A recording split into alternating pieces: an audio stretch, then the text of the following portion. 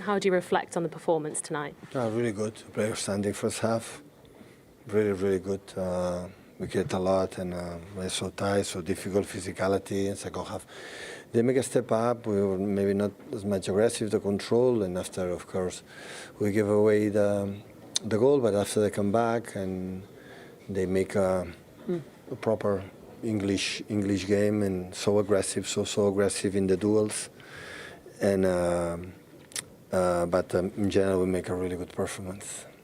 What did you make of the first half in particular? Because Manchester City had so much possession, but how difficult were Everton to break down until, of course, Jeremy Doku got his goal? Yeah, they were more difficult for them break down, right? They had one chance, you know? So it was more difficult for them than for us. I think we were outstanding. So we arrived by line a lot in shoots and chances. And it's not easy because they play defensively so well with 10 players there, transition with Beto, with Dewsbury Hall.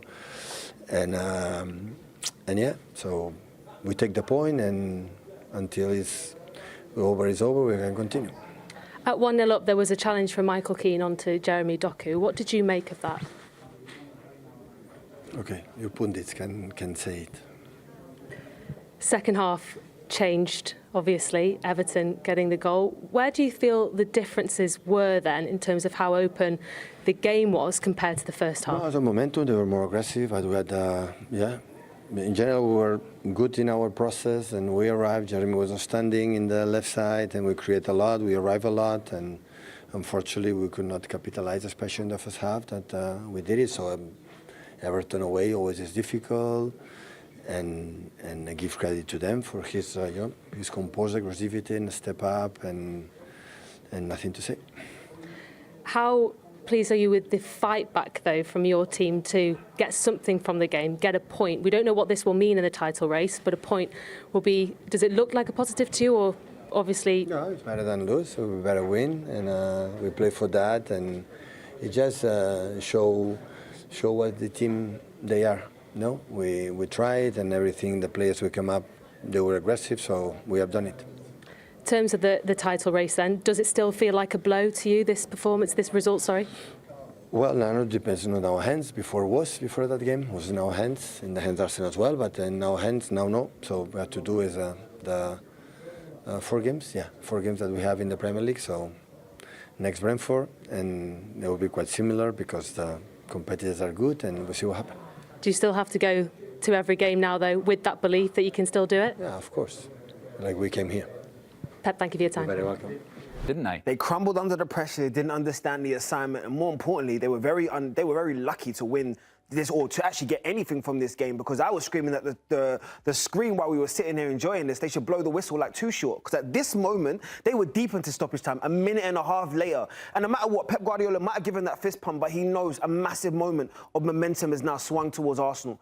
Think about it this way, Adam. When I look at those fixtures, yes, I see Crystal Palace, yes, I see West Ham, and yes, I see Burnley squeezed in between. But what I also see is Arsenal not leaving London. That also could make a massive difference in terms of the travel, the requirements at this stage, any exhaustion, just the recovery.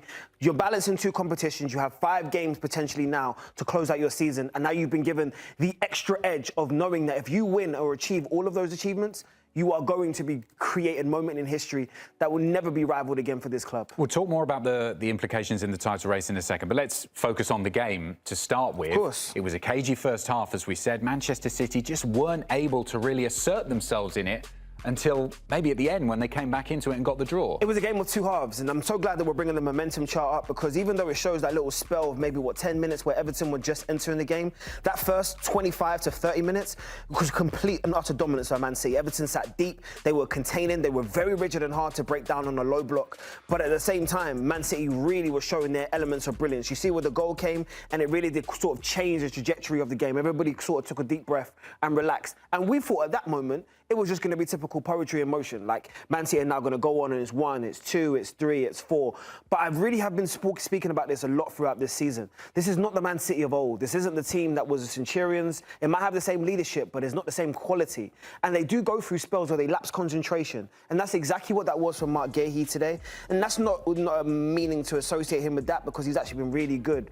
but I've seen it throughout the season. They have moments where they're in control, and yet again, they lose control in the second half of games because they're not focused, they're not concentrated, or they're complacent. And any one of the three could cost you in the title Who's chase. to blame here? Who didn't show up today? I think there was only one change. Aït-Nouri was in the side for the last game. He moved out. Gonzalez into the team. Who are you pointing at that didn't show up for Pep today? I think there's a number of players that will probably look in that change room and say they didn't turn up. I think the whole back four have looked great in spells this year, especially while they've been on this momentum in 2026. That was the back four that more ended 2025. The nervousness, the mistakes, the riddle, the high line that seemed a bit disjointed at moments. Everton weren't really supposed to cause problems in terms of Man City in their final third, in terms of Everton's final third. I just didn't see the element of control in the second half of a game that's usually associated with this Man City team in the first half of the game. But then I look at that quality on the bench, and I look at Mamouche, I look at Aït-Nouri, I look at Savino, I look at Foden, I look at so many Reinders, I look at so much potential they have to change a game, and yet once again they're falling up short. Because I've spoke about this a number of times. What's going to win this title chase, what's going to win this Premier League is going to be depth. It's got nothing really to do in terms of the quality. There's quality on both sides in terms of for Man City and for Arsenal.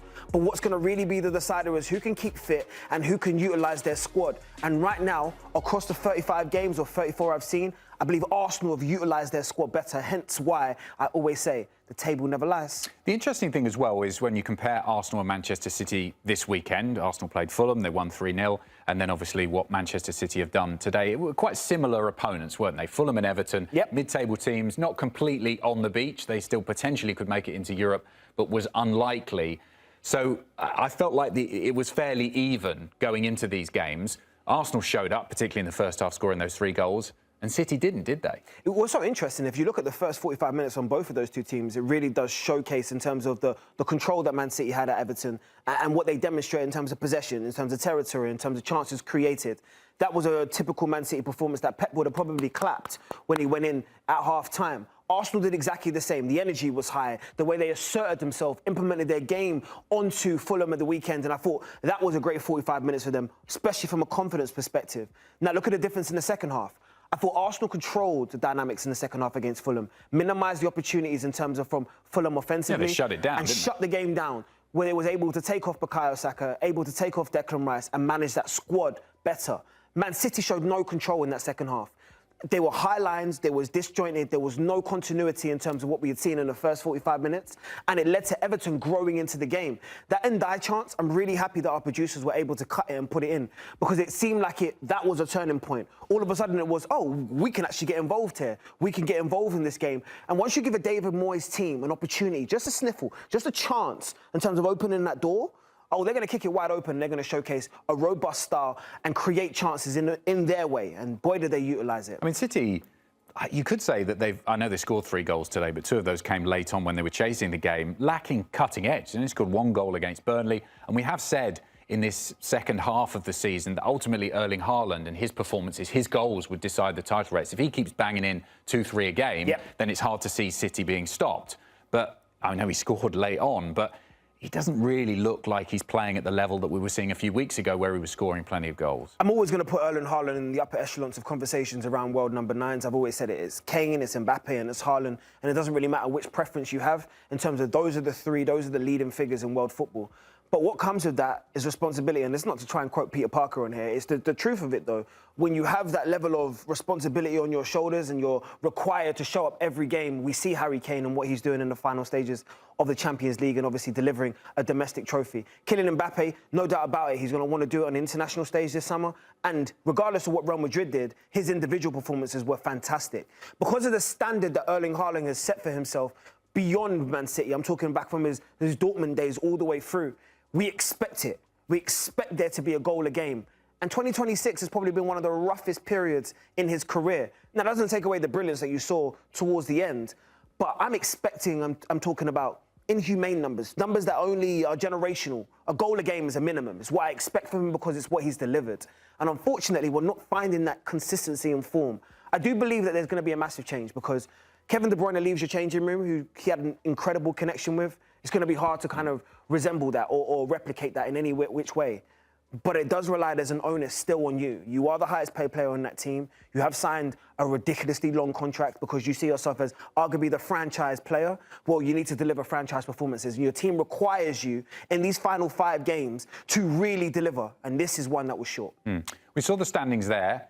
Is that obviously it's not mathematically, but do you feel like the title race is over? How close are we to it being decided? Oh, Adam, are you going to sleep easy as an Arsenal fan? We're going to go back and forth again. It's going to happen. There's going to be ebbs and there's going to be flows. I've stayed consistent all year in saying that Arsenal would be crowned champions. I did also say that 85 points would probably be enough to see it out.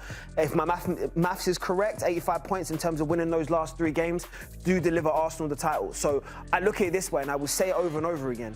Going to West Ham, only from North London to East London, and going to Crystal Palace, only from North London to South London, people will be sitting there saying, well, what does that matter? It matters hugely when you're talking about at this stage of the season where everyone is mentally, physically, and emotionally tired. Those extra days you get at home, not having to necessarily stay in a hotel for 1 or 2 days extra, trust me, it adds up at this point of the season. So that's going to be very favourable for Arsenal. Burnley, I'd expect that to almost be a write-off because Burnley are already down, change of manager. I thought Scott Parker did a great job, but, you know, changes was necessary at that club at that moment. But going forward, I cannot tell you how much this performance from Everton could have inspired Arsenal's last 5 games potentially to be a surge in terms of to complete the double. Do you think both teams drop points between now and the end of the season, or do you see Arsenal winning out from now on? I think both teams lose games. I don't think Arsenal drop points. And I'll give my context. I've never tipped Arsenal to win the Champions League because I do believe the 2 teams on the opposite side of the bracket are better. Do I tip Arsenal to make the Champions League final? I do. I expect them to handle their business tomorrow night at home to Atletico. However, I don't expect them to drop any more points in the league. 9 from 9. If I had given you this position, Adam, and if you're Mikel Arteta leading this changing room, and you say win your last 3 games, and you're not gonna play a team that's in the top half, there's no excuses. And I've made that point on Scoreline a couple of times. Actually, even with all of the negativity swirling over the last few weeks when it looked like Arsenal were stumbling in the title race, if you'd offered them this at the start of the season, I'm not an Arsenal fan, but if we'd offered them this position at the start of the season, they would have bitten your hand off. You have to put yourself into the position to have it in your hands, potentially be able to win it. And they did that. So I think all of the negativity was a bit premature for my feeling. Media noise, outside noise. Do I feel like it's infiltrated and impacted this team? I do. I think around the question marks, and we'll reflect on the season, no doubt about it, on this desk at some point. But the noise around set pieces, the noise around how robust or how attractive their style of football was, the noise around whether or not they were good enough, fluid enough, winning games in a typical Arsenal manner, or how champions should be. I tell you now, all of that noise goes out the window if you lift that trophy. And that is the only thing that really matters. At the end of the day, no one remembers any of the teams from yesteryears not playing attractive football or not playing the best style of football. I'm telling you, as someone who's lived through it and been in the media for this long, I can tell you they spoke about Leicester the same way, only winning 1-0. They spoke about that United team, the turn of the century, of only winning a league title by 70-odd points.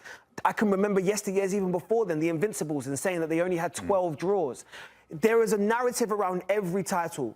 What's going to separate those that are crown champions and those that are forever looking on are those that can hide out the noise, ignore the noise and the chatter around them, and make sure they deliver. And Arsenal now have a golden opportunity to make sure they do that. If Manchester City aren't able to do it, and at the moment it's looking like they aren't going to, will it be a case of they just left it too late? They did manage to improve their level. I mean, if you compare the Manchester City we're seeing now compared to the level we saw at the start of the season, obviously they have improved. They put themselves at least in the title race, but they just gave themselves too much of a mountain to climb late on in the season. I'm only going to quote Pep Guardiola a number of times in different press conferences after disappointing results. He's quoted as saying the title was over. I truly believe that he is a little bit surprised that his team is still in contention, especially how close it was when you're talking about the beginning of this game week. So I believe that in his mind, he was always thinking a couple of domestic trophies and we can really still kick on next year because this is going to be a building block. In terms of the transitions for the players that's come in and come out of City over the last couple of seasons, they haven't done well in terms of recruitment in as much as the quality that's left that changing room and the experience of winners.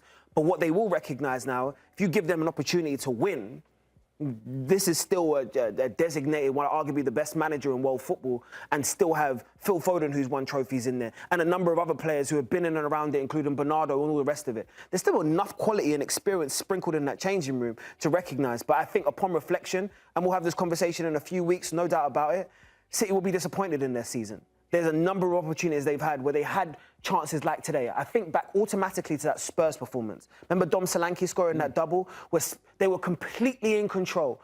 You're talking about a team that's contesting for relegation right now, contesting for their status in this league. Those are drop points. That's what you lose league titles. We wouldn't have circled the Man City defeat. If Arsenal don't win this title, we wouldn't have circled Man City away as the game in which they lost it. You would have circled Bournemouth the week before being at home and saying that was your opportunity to demonstrate that you deserve to be crowned champions. I just believe when it's all said and done, like I said, the league never lies. Over 38 games, you play each team once, home and away. The proof is in the pudding. There's a reason why Arsenal are leading right now. I don't think there's quality in terms of the league season has been fantastic. It's been riddled with a lot of mistakes, but it's been very, very entertaining.